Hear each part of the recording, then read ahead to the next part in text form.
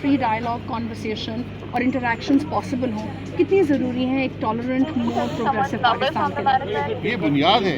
देखिए, जैसे ये थिंक फेस्ट है, आपके सामने LLF होता है, ये एक इजहार राय का, एक डायलॉग की, एक दूसरे की बात सुनने की, जमहूरियत यही होती है, माशरा यही होता है, एक दूसरे की बात सुननी पड़ती है, बर्दाश्त करनी पड़ती है, तनकीद बर्दाश्त करनी पड़ती है। हम पता नहीं क्यों घबराते हैं चीज़ों से, हम मीडिया से घबराते हैं, कोई बात ना कर दे। अब सोशल मीडिया हमने बैन करना शुरू कर दिया है, ट्विटर हमने बैन किया हुआ है, हम अजीब सा माशरा बन गए।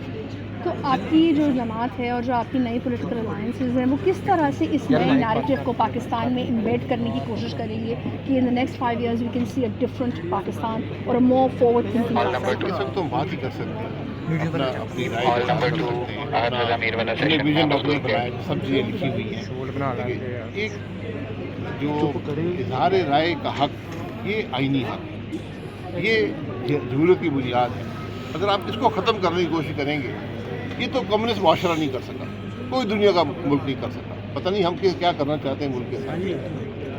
पाकिस्तान के नाम, पाकिस्तान की यूथ के नाम आपका पैगाम क्या है जो इस कश्मकश में बीच में मंडला रहा है कि उसको नहीं पता कि उसका फ्यूचर क्या होगा या उसके आने वाले कल में किस तरह का एक पाकिस्तान उसे मिलेगा? यूथ का फ्यूचर उनके हाथ में, उनके पास वोट है।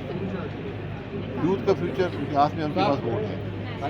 वोट का सही इस्तेमाल करेंगे, ये बात अलहदा है कि हम वोट की राय, हम उसका एहतराम नहीं करते, अवाम के मैंडेट का एहतराम नहीं करते। वोट कुछ और पड़ता है, रिजल्ट कुछ और निकलता है, फॉर्म 45 और होता है, 47 और होता है। ये इस मुल्क के नौजवान के हक़ की नफ़ी है। आपको वोट की राय का एहतराम करना पड़ेगा। 2/3 वोटर इस मुल्क में अगले इलेक्शन में मेरे ख्याल में 30 साल से कम हो रहे हैं। उन्होंने अपना फैसला खुद करना है। जो हुकूमतें आएंगी वही मीशे चलाती हैं, वही मुल्क को आगे बढ़ाती हैं। बिल्कुल। और मिफ्ता साहब मुझे गोली मार देंगे इससे पहले कि